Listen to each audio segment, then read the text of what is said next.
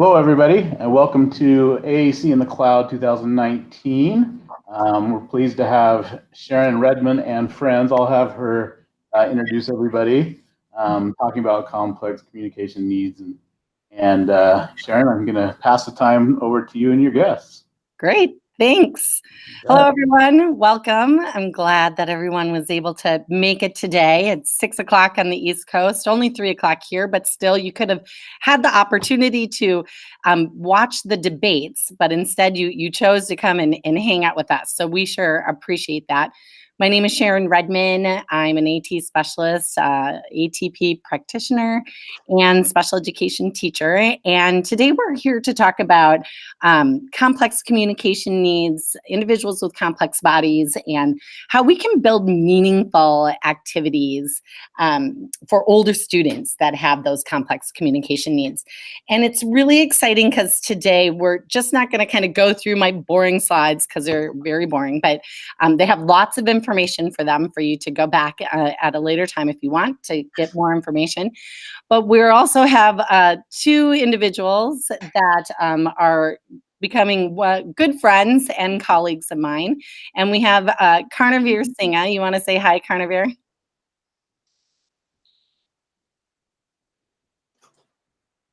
Hello. Nice. And we're going to be having an interview with Karnavir later on. And we also have with us Mike Hipple. Mike, do you want to say hello? Thanks. Good job, Mike. And we're going to also, Mike joining and Karnavir, both doing an interview in a little bit. But before we start with the interview, we kind of have a few things that we want to go through. So I'm going to kind of switch over our screen here and share this wonderful, exciting slides. Let me get that going. All right, you should all be seeing that. I'm going to go ahead and turn on the closed captioning. It's a little distracting for me, but it's a nice UDL tool to be able to use in Google Slides. So I like to have that on. So welcome again to Meaningful Activities for Older Students with Complex Communication Needs, or CNN for short. And Mike and Karnavir have already said hello, as well as myself, Sharon. And we also have with us Rose Riccati, and she's an occupational therapist that works with Karnavir and was a true champion in coming in and making sure that things were working and set up, and then Karnavir just kind of took over. So she's coming to us. Actually, it's an interesting group here. We have Mike, who's in Wisconsin. Karnavir is in Washington. I'm on the Olympic Peninsula in Washington State. And Rose, who's from Washington, is actually live from South Dakota, and it seems that from South Dakota to Washington, we're getting a bit of weather.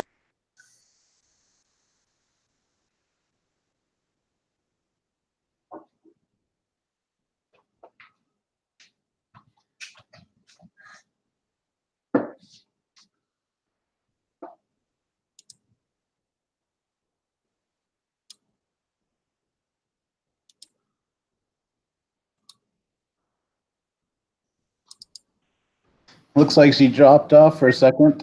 So while she's getting her feedback on, Karnavir, you got any jokes for us? Or Mike?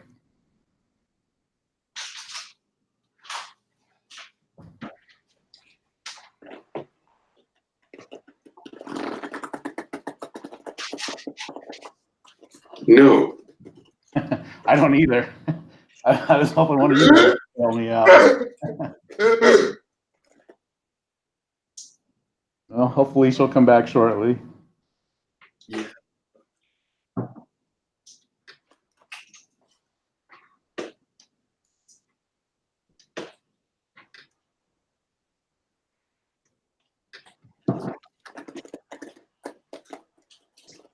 See if she's in the Slack channel.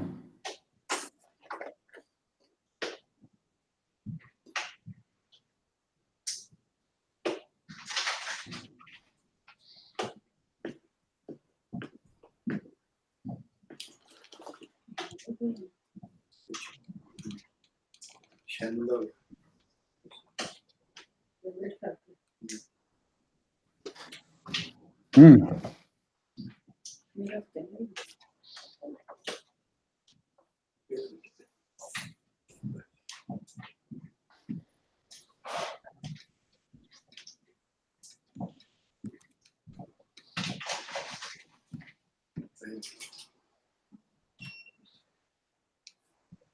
She's probably not worried about looking at Slack right now. She's probably trying to get her feedback.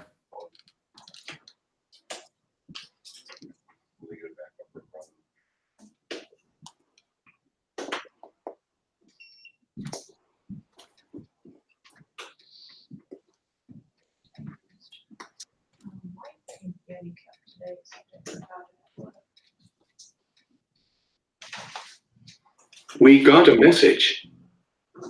Oh, yeah?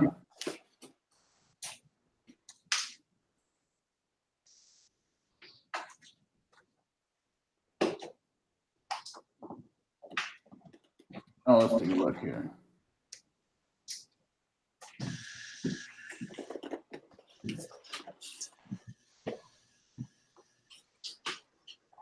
Well, Sean Puno says, great to be in this live presentation, and I could have said his name incorrectly. Before I start, I'm a member of the United States Society of AAC. I'm their membership director.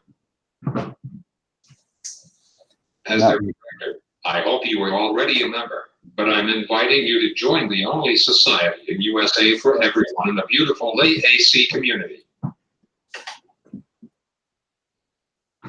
That was Mike. Somehow, Mike, your camera is turned off.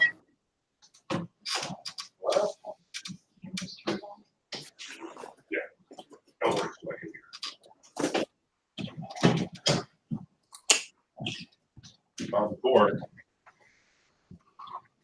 Okay. Sharon's here on Slack. Her computer shut down the application. So she'll be back shortly. Mike, Lee is asking if you could repeat the name of the society again.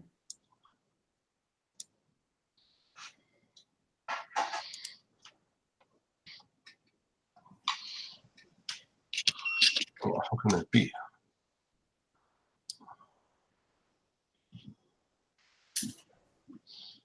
All right, everyone. Sorry about that. I'm back. I somehow got kicked out of the system. I'm using a school's network, and that they seem to have kicked me out. So anyway, I'm back. Everybody can hear me? We can hear you. We can't see you yet. You can't see me Yes. yet. That's because I have my camera turned off. There we go. There we All go. right. Okay. Technology. Can you guys see Mike? I can see Yeah, Mike. now Mike is back on as well now. All right. Oh, perfect. Sorry, something with privacy settings. It totally kicked everybody out. So, okay, here we go. So I'm going to go ahead and go back to sharing my screen. All right. Go back to sharing my screen. Sorry about that hiccup. All right. Right here. Share screen. Share screen. Okay.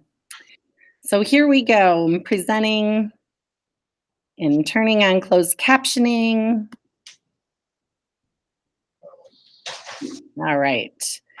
So here we left off Communication Bill of Rights. I was talking about, I think before I got cut out, is that Mike and Carnevere and I are very passionate in making sure everyone knows about this Communication Bill of Rights. This copy was created and edited by Kate Ahern, and there's links at the end of this that you can go ahead and get to that and make sure you print it off and have it proudly displayed in your school. We also have like to sit and talk about presumed competence. And one of the things that I was talking about before I slipped away was that we want to make sure that we have presumed competence, but not necessarily knowledge. So what I mean by that is just because we don't know how doesn't mean you can't know how. And so there's a big difference between not knowing and can't. knowing. And so I think that as we're moving forward, having this common language that we're understanding together in these norms, it's important that we build those together. And I love that quote. I have no idea who it came from, and maybe someone can let me know, but the only prerequisite for communication is breathing. And I think that that is an important piece as we move on. Okay. So here we go. So just talking about meaningful activities, and just a little bit behind this and I'm not going to spend a lot of time here, but really is the law that transition is required by IDEA. And I have links here to those papers and understanding of what that law is. And so this is really important from a child that from 14 on, starting at 14, really thinking about what that transition is going to be. So when they're at 16, that's in place.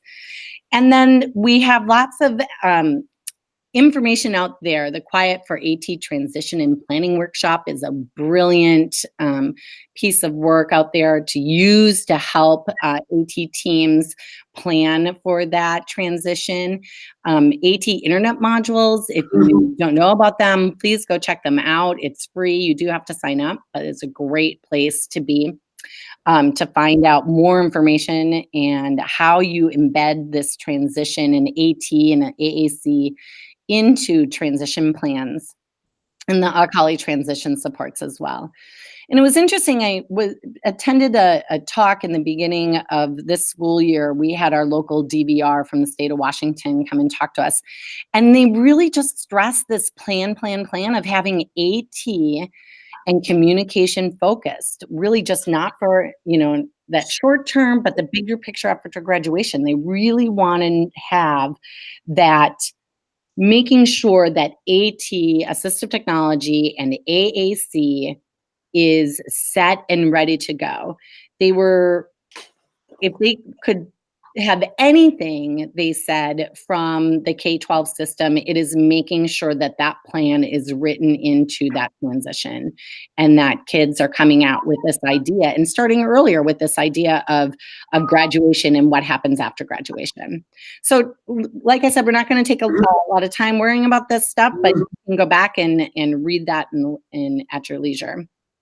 I think a big thing when you're talking about creating meaningful activities for individuals with complex communication needs, it's really this idea between developmentally appropriate and age appropriate. So we have, the NEAYC that really talks about these three key areas. And one that I feel is really important is that cultural appropriateness. And you'll hear Carnivere talk a little bit about that later, as well as Mike, but he really talks about the access to social media and how that is part of our culture, and that having that access is really important.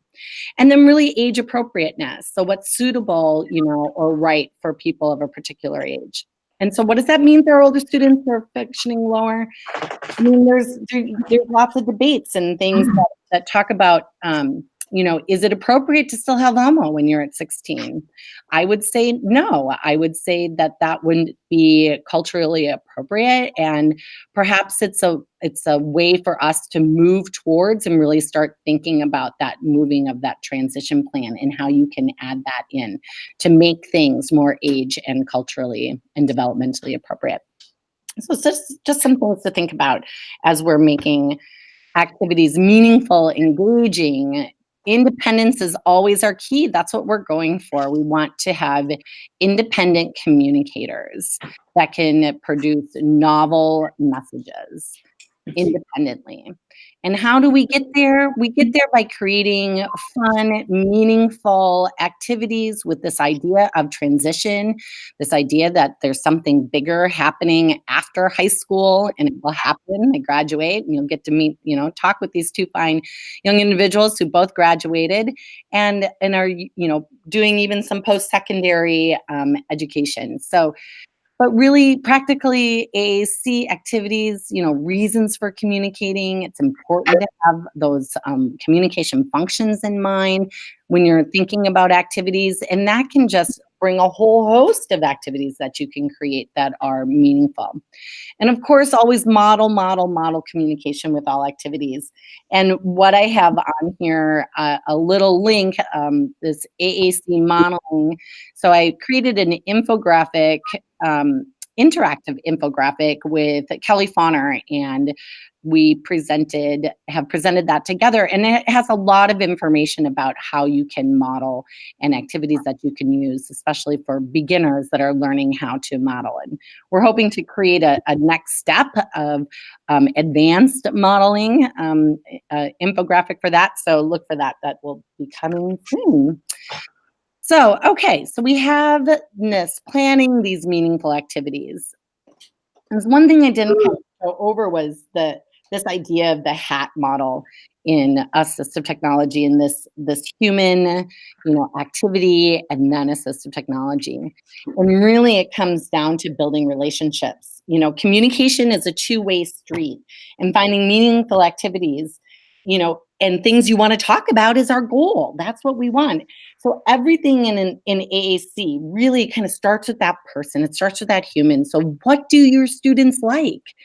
Have that relationship. Find that out. What do they like? What are their same age peers like? It's really important to know what their peers are doing, and so that you can create those age-appropriate activities as well. And you'll hear Mike talk about that in the interview as well, about those age-appropriate activities. And I love how his mom, if any of you had ever got to see Mike and his mom, Sue, present at Closing the Gap, they shared their process and the things that they did when they were through their AAC journey. And I loved all the activities that Sue created, even outside of school, but in the home, to bring those age-appropriate activities and give Mike access to same-aged peers and communication models. So it's pretty cool. And you'll hear him talk a little bit about that. So again, so how does this activity, and you want to think about moving that student transition, having a plan so that students aren't leaving high school without communication systems. It still happens. I still walk into schools today and see individuals that have never been given an opportunity to access their communication systems. And then what kind of processes can you use to help you navigate that and organize this information? And, I still kind of go back to that SEP process. I think it's brilliant, in utilizing a team is really important. Okay, so here we're going to have our interview. We're going to start, because this is, I think, the bulk of what we're here today, and it's super great. And I'm just so thrilled that Mike and Carnivere, believed in this and worked with me and trusted me to come in and do this interview. And so first we're going to have Mike Hippel. So Mike is a dear friend and colleague. I met him in 2016 at a conference called Across the Lifespan Conference in Wisconsin. And we became just instant friends and instant colleagues, and he invited me to work on a project of his that has just blossomed, and it's the Wisconsin AAC network. And, please go to his website to learn more about that, where Mike is passionate about supporting AAC users in the state of Wisconsin. And, Mike is also the USAC membership chair, and this young man has done great things for USAC and for creating the Wisconsin AAC network. Well, I'm going to stop here and come back. Stop sharing. All right, so we're going to go to Mike. So, hi, Mike. So, all right, so Mike, so we're going to just talk a little bit about some activities that were motivating, for you as a teenager, and kind of how you'd want to participate. And so, you and I have talked a lot about this. And so one of the first questions that I have, and just to get everyone here, if you could just tell us a little bit about yourself in your journey through utilizing and learning how to communicate with AAC. Before I start, I'm a member of the United States Society of AAC. I'm their membership director. As their director, I hope you are already a member, but I'm inviting you to join the only society in USA for everyone in the beautiful AAC community.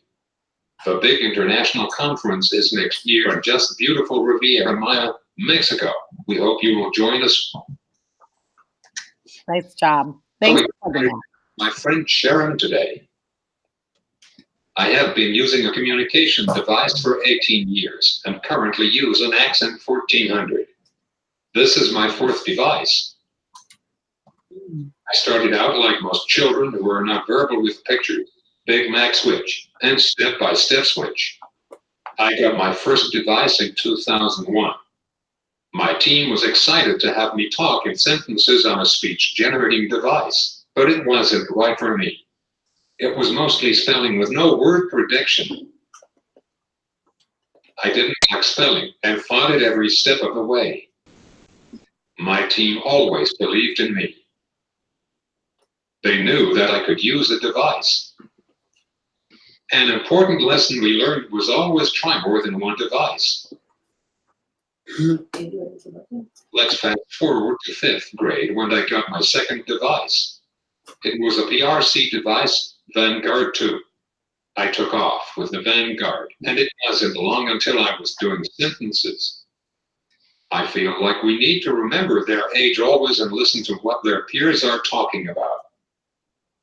Oh, can you pause a second, Mike? So yeah, I think I just wanted to make a quick comment. So I feel like that idea of your team believing in you and believing in your, in that presumed competence and potential way back before we even had that tagline, just shows how important and lucky you were to have such a team that was so had so much foresight. And I think that was definitely contributed to your great abilities that you have now as an AAC communicator.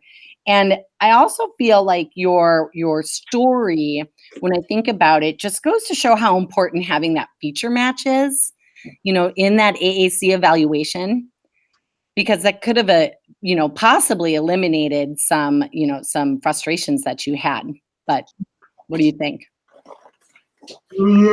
Yeah. So the next question I had for you, so Mike, so what do you want your teachers to know about teaching teenagers with complex communication needs and that are AAC communicators? I feel like we need to remember their age always and listen to what their peers are talking about. Mm-hmm. Do they have that language in their device? Think back, how many classes do you remember versus the social times? I know I remember talking about sports games or American Idol way better than the world history homework. I can imagine. I was in clubs. Please remember about it when you talk to families. They are great activities for AAC communicators.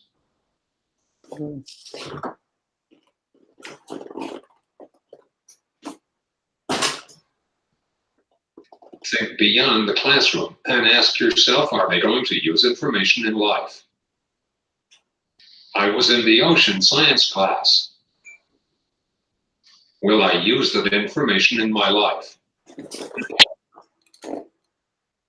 My teacher and I changed the narrative reading study because I needed to work on reading.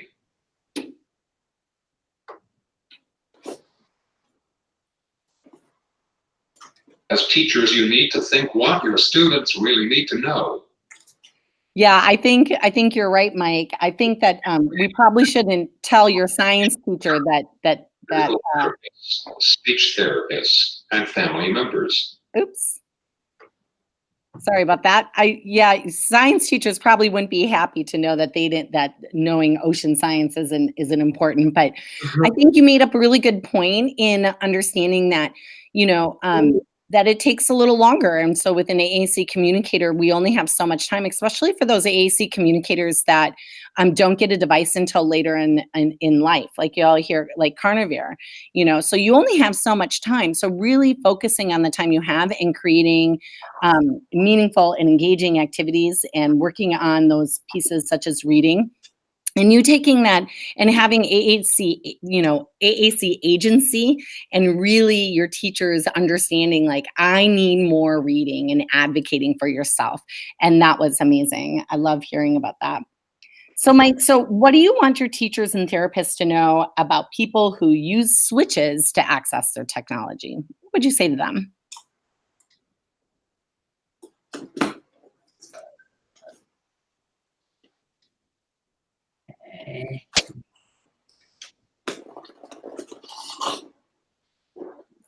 I want to let teachers know they shouldn't be afraid to ask for help from occupational therapists, physical therapists, speech therapists, and family members. AAC isn't being taught in education programs. Mm-hmm. Yeah, we've talked a lot about that.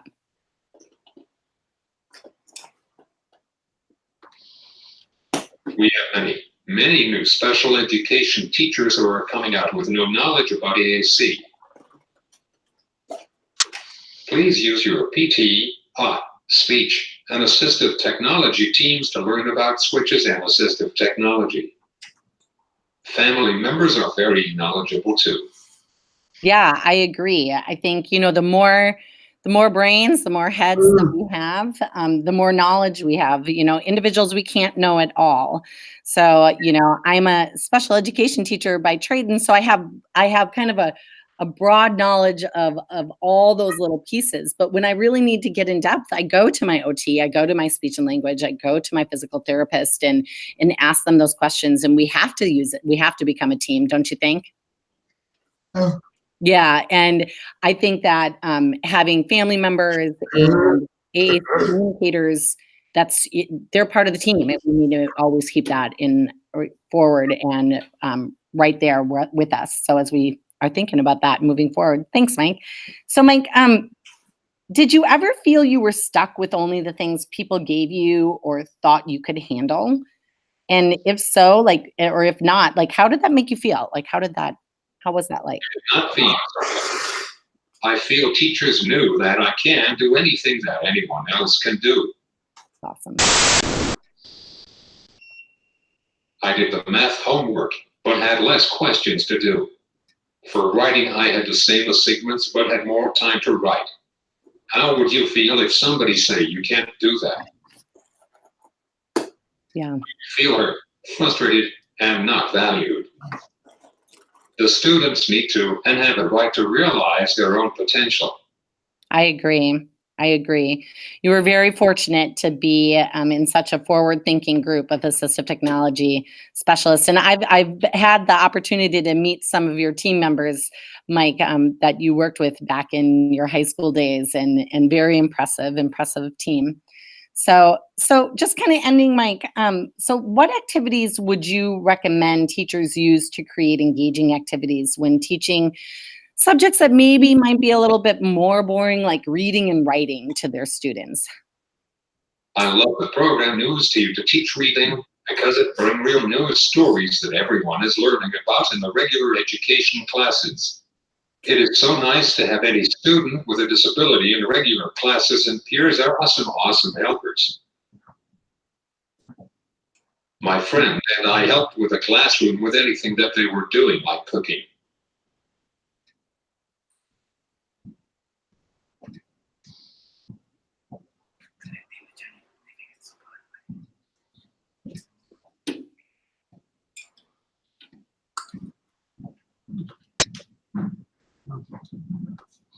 Oh.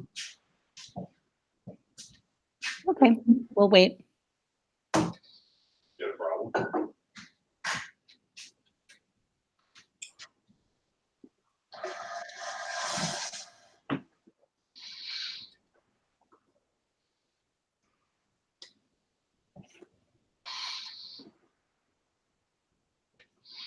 Oh.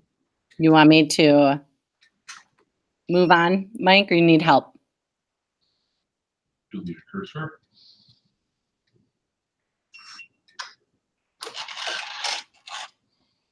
Plug in.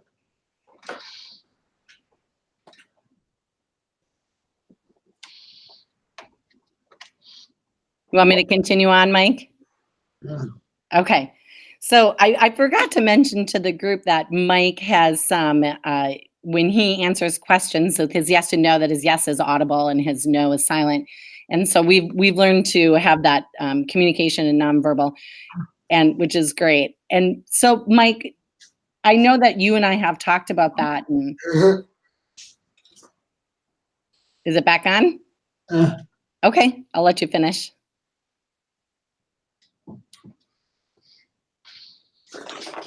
My top 3 ideas for activities are play a Jeopardy game to review new information in history or geography, read news to you for current events or to know what's happening, and play improvisational theater to learn new language.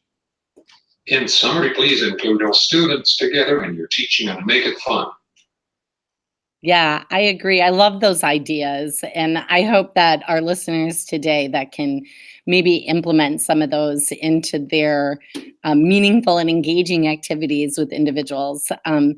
Thanks, Mike. One of the questions Rose had out there, and if you want to think about, you can answer this maybe at the end. I haven't seen any other questions come through for you yet, but if anybody does have any questions for Mike, just let me know and I can put that in the chat for him, so that gives him time to formulate his answer. But how has AAC changed the quality of your relationships with friends and family? And so I'm going to go in and start my interview with Carnivore. But if you want to think about that, Mike, and come back at the end, if others have any other questions, just let us know. But thanks, Mike. I appreciate that. I always find our conversations insightful and engaging, and I appreciate your time with us. All right. Then my next guest is Carnivore Singha, and Carnivore is. I met Carnivore through a mutual colleague here in Washington State. And he's a bright and captivating young man with a sparkling personality, as college students seem to have, and he is no exception. And so, welcome, Carnivore. I'm glad that you're here. So, all right. So, Carnivore, I'd like to talk to you again also about, kind of what motivated you as a teenager. You had a little bit of a different experience with AAC than Mike had, where Mike had it from a younger age. And so I'm excited to hear more about that as we go through. So, but before we get to that and get into that, can you tell us a little bit about yourself and let people know kind of a little bit about your journey?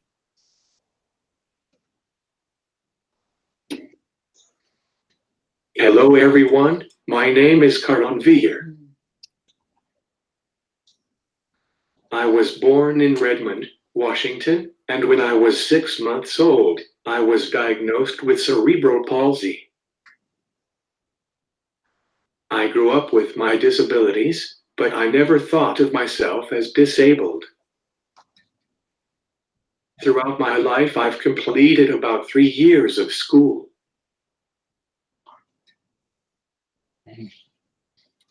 I started using assistive technology for communicating and schoolwork in about 2nd grade in the United States. I learned to use head switches to communicate, drive my wheelchair, and do my homework. I also lived in India for part of my school years, but they don't have a school for people with disabilities. I received private therapy in my home in India and learned new things by surfing the internet, reading and watching videos. In 2016, I returned to Kent, Washington and got a Tobii Dynavox communication device. This device allowed me to communicate and express myself more elaborately with the world. At present, I'm attending Highline College to pursue my biggest passion of movie editing. I am currently a college student, film editor, speaker, and consultant. I'm consulting with other students, school teams, and parents to help students learn to use their communication devices to live a better life. I'm working at Highline College as a movie editor for a class. That's awesome. I have edited a lot of videos for companies, stores, and products. I edited my brother's music video, and we got over 2,000 views so far. Wow, that's amazing. I already told you I was going to put you to work for that because I need some help in that area. I'm very, very lost in that.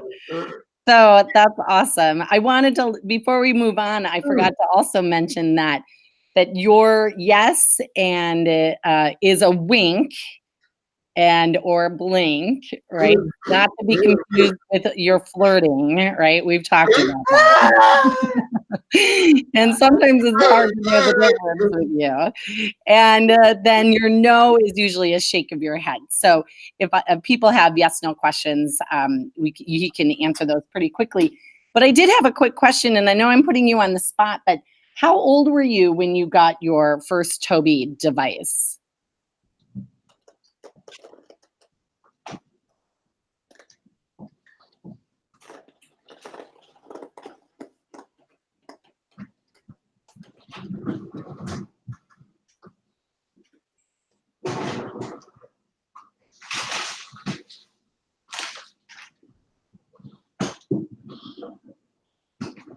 I was 19.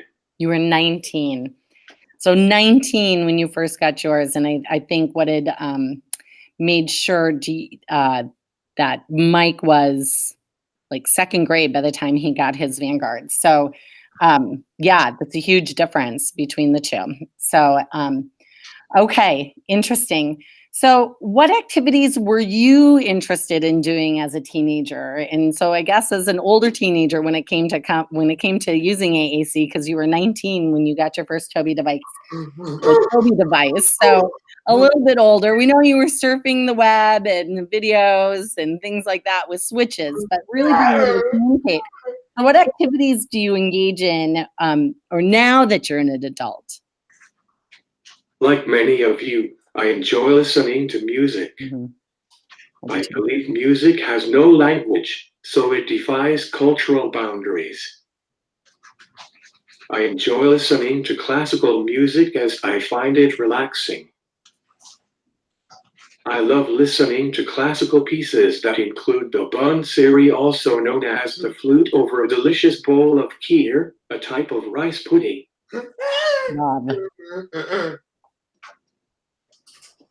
My hobbies are playing video games, watching Netflix, playing chess, and chatting with beautiful girls.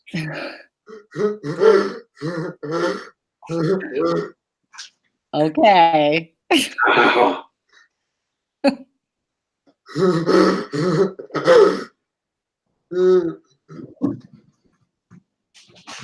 Long story short, I am your typical college student.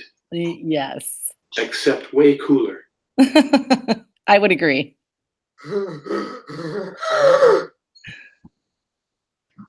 By the way, my point of view is that all girls are beautiful. Oh, good. Well, I'm glad. It's good to know.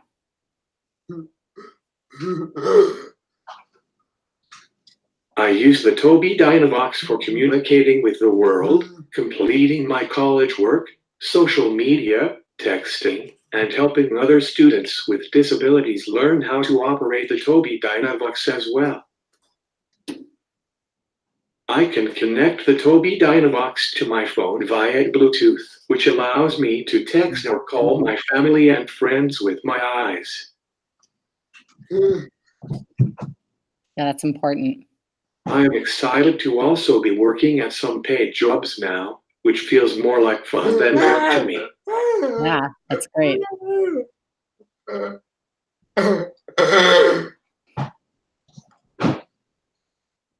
I edit videos at Highline College for my multimedia instructor, as well as editing some videos for businesses.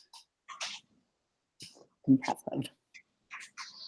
I am teaching webinars, giving speeches, and consulting with students who have communication devices through school districts in Washington State.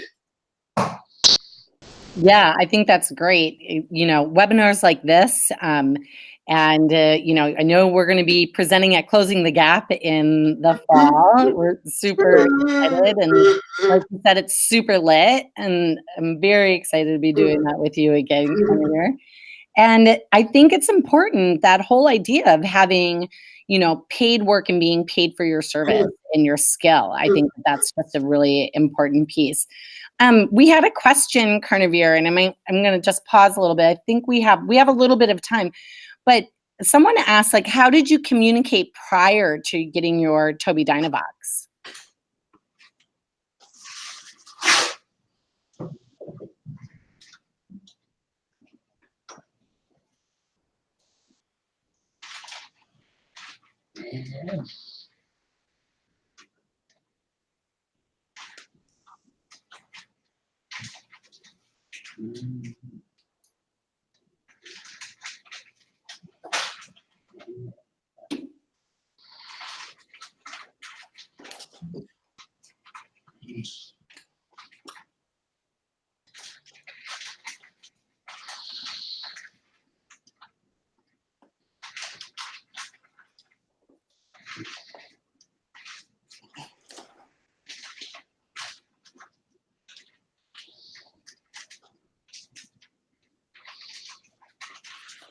With my face. Interesting. Yeah. Well, you have quite the expressive face, so I can imagine people did understand whether you were pleased or displeased. I would say that that's for certain. So great. Okay. Well, Carnivere, that's awesome. And I think it's really it's cool also to see the two different type of devices that Mike uses. You know, he uses Unity with the switch and the set array, and that you're using your eye gaze, and so being able to see people work through that, that's great. What would be your top 3 things that you would want therapists or teachers to know about teaching switch users and AAC communicators? What would you like them to know?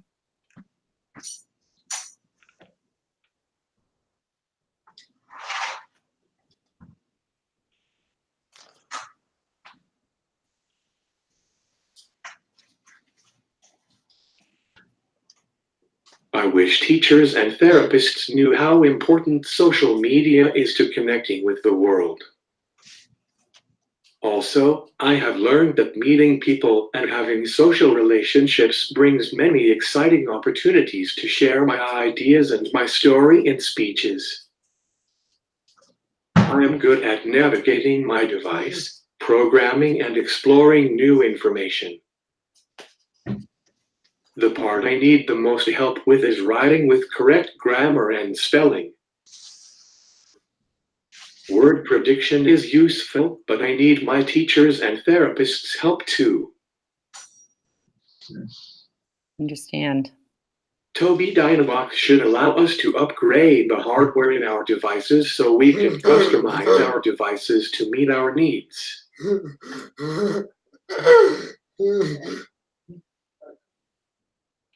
I would also like to see a translation feature built into Communicator 5, as I want to send messages to my grandmother in Punjabi. Additionally, it would be helpful to create a new interface in Communicator 5. In the software, I would add common applications such as YouTube, Twitter, LinkedIn, Snapchat, Netflix, Google, and Instagram. I agree.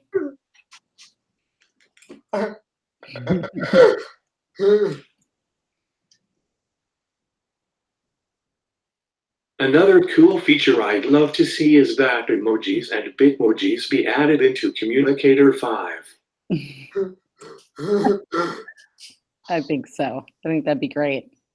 Assistive technology gives me the ability to do the basic things in life, And I'm sure we can all agree that these applications are a very integral part of our lives. I would agree. I mean, I think, and you and I have talked about this before, Carnivere, that, you know, these are definitely things that we need to get Mike Hipple to help us let Lucas Stuber know, you know, that he can help figure these things out for your next Toby, your next upgrade in your Dynavox. But definitely those emojis, because how cool would it be for you to have that? Because everyone needs a "that's lit" emoji in their life. I think so. I think you would be using it a lot, a lot. We did have someone ask if Mike and Carnivere, if you program your own devices, and you had mentioned that you do program your own device, and I know that Mike does a little bit of that too. So, well, we can come back to that question for Mike. We need to move along because we're running out of time here, and I really want to get to our last question with you. So what would be your top 3 things you want therapists and teachers to know about teaching AAC communicators?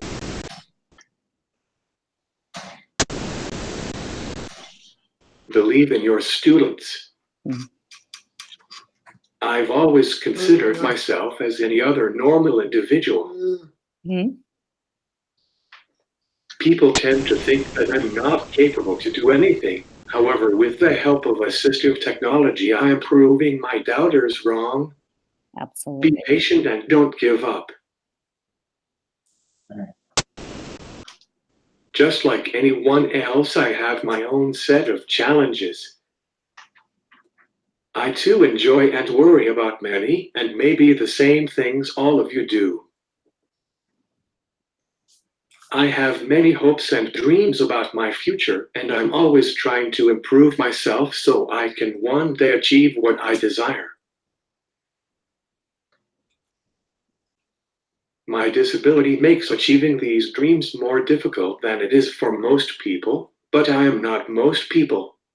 No, no, you're not.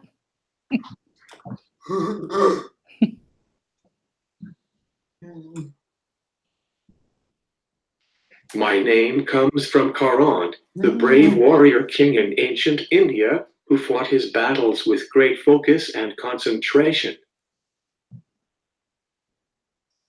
I like to live up to the name by fighting my battles with patience and determination.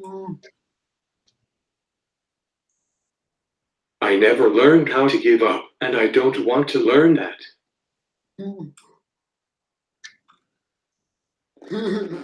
I agree. People with disabilities can do anything. I have enjoyed using my assistive technology to share my story with students, families, and other professionals in school districts, conferences, and special events.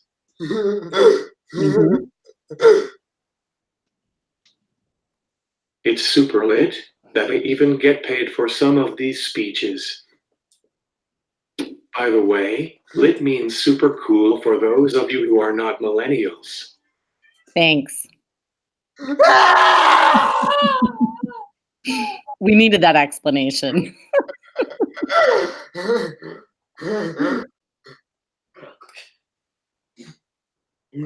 My speeches have included keynote speaker at the Washington Occupational Therapy Association annual conference, an Apple conference with Lieutenant Governor Cyrus Habib, and a Bellevue School District graduation ceremony for transition students.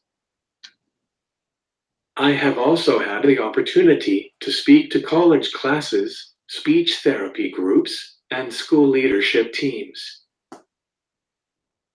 I feel lucky to have many awesome therapists, teachers, friends, and family supporting me to accomplish all these goals.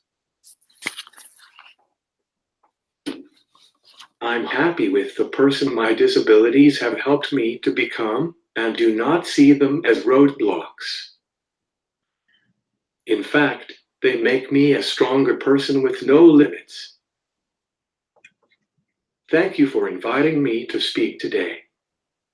Well, thank you, Carnivere. I really appreciate your time and your thoughts on these questions. And, you know, I think that, thank you also for letting us know what lit means, because, we do, I'm sure, have quite a few baby boomers and myself, like Generation Xers, and we all need a little help in learning language, right? Doesn't matter how old we are and we become, or how young we are. So that was great. So we did have, I just want to just chime in with Mike really quick before we end our session today. Mike, did you want to answer any of those questions from the beginning? Where to start, my family and friends are awesome. To be able to communicate with them is awesome. To have a way to tell them. Where to start, my family and friends are awesome. To be able to communicate with them is awesome. To have a way to tell them. Yeah. I think it's, how Carnivore got through all those years with just his facial expressions is quite extraordinary. But the minute having language and it being able to produce novel sentences and communicate to your parents. It was super hard. Yeah. It was, yeah, Carnivore, I can imagine, just can't even imagine actually how hard that must have been. And seeing both of you today and what you've accomplished is great. I want to just end, I want to go back to our to the presentation just really quickly. I wanted to show people a few things and then we'll end. I know that I'm 2 minutes over our time, but I just wanted to go back. And so thanks, guys. I appreciate you coming in and sharing your knowledge and AAC journeys with us. And that was really great. So we're going to kind of go back. And I just wanted to let everybody know, we're not going to get into any of this, but using iPad apps, creating recipes on those apps. We Speak Pod has a great video that I've linked in here about flying drones. And how cool is that for, to be able to take those drones outside, put them up and fly them high as you can get, maybe they'll reach one of those cumulonimbus clouds up in the sky that are causing such havoc today. So I'm excited for this topic. I'm glad that you were all able to join me today. There's lots of resources and different ideas in here for you. I also went ahead and put in the transcript of what Mike and Carnivore had talked about. And so I just want to thank you, everyone, for coming. Really appreciate your time and ending the conference with us at 6 o'clock on Eastern time. So I appreciate that. And I just wanted, Rose wanted to share this. We're really excited. And she said, AAC is essential to communicating as cumulonimbus clouds are to rain. And isn't that true? And as our storms start rolling, Definitely. we definitely have that as a reminder every day. So thanks, everyone. I really appreciate your time. Again, I didn't even really share that screen, did I? So here are the resources and credits down at the end. And please go back and you have the link to that. And if anybody has any questions, I would be happy to chat. So I think I'm back, right? Can everybody see me? All right. Yes, I think I saw it. Are there any questions left on Slack? Let's see here. Let's see here. It looks like we had, let's see. What type of jobs are offered out there? Sean asked that. What kind of what are offered out there? Jobs. Jobs. Offered out there as far as like for which individual, Carnivore or for Mike? Sean, Sorry, I didn't see that question. It's actually in the Google Hangouts. Oh, what types of jobs are offered out there? Well, Carnivore seems to be doing some work with the university and within his passion. He is my teacher. Oops, say that again. Was that Carnivore? He is my teacher. Your teacher? Yeah. offered you those jobs. That's great. How about you, Mike? Did you have anything else you wanted to add? Yeah. Yeah.